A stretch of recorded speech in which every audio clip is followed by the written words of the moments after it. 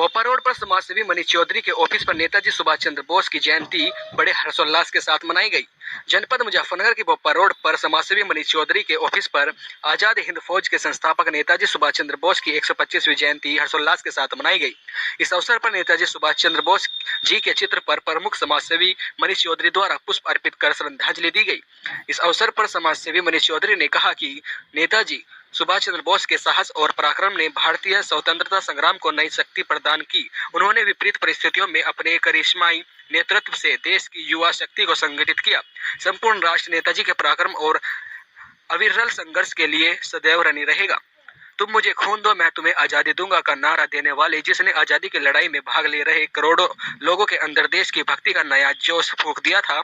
ऐसे महान पुरुष नेताजी सुभाष चंद्र बोस जी की 125वीं जयंती पर कोटि कोटि नमन किया। वह सभी को पराक्रम दिवस शुभकामनाएं दी।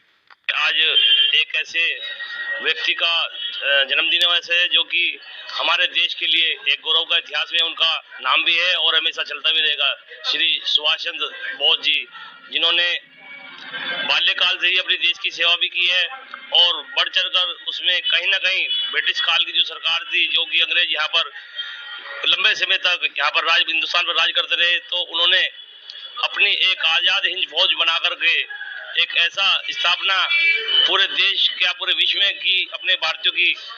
उन्होंने देखिए, उनकी हम पच्चीनों पे चलकर, आज जैसे उनका जन्मदिन है तो उनके पच्चीनों पे चलकर एक संकल्प यहाँ पर लिया कि जैसे कि उन्होंने अपने बाल्यकाल के समय से जवान हुए, इंग्लिश स्कूल में उनको डाला गया, उन्होंने वहाँ पर भी पढ़ाई नहीं करके अपना हिंदुस्तानी स्कूल में ही पढ़ाई की और एक अपने दिमाग में एक जहन में एक बात उतार ली कि हमें इस देश से ब्रिटिश सरकार को उखाड़ कर फेंकना है। इसके लिए उन्होंने अपने जीवन काल में एक समय ऐसा भी आया कि उन्होंने ब्रिटिश काल सरकार ने उनको जेल में भी डाला था।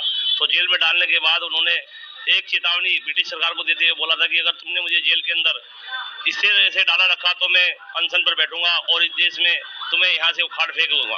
इसके बाद उन्होंने प्रयास किया और ब्रिटिश सरकार उनसे डर गई। डरने के बाद उन्होंने उनको नजरबंद भी किया, उनके घर में दिन रात पुलिस का पहरा भी रहा। लेकिन कुछ समय बाद उन्होंने 40 दिन उनसे छिपने के बाद अपना रूप बदल कर, उसमें जैसे उसकी दाढ़ी बढ़ाकर अपना नाम बदल कर किसी गैर मुस्लिम नाम रखा और बदल के वो पेशावर पहुंचे। पेशावर से वहां पे अपने जर्मन पहुंच के उन्होंने आजाद हिंद फौज की स्थापना की।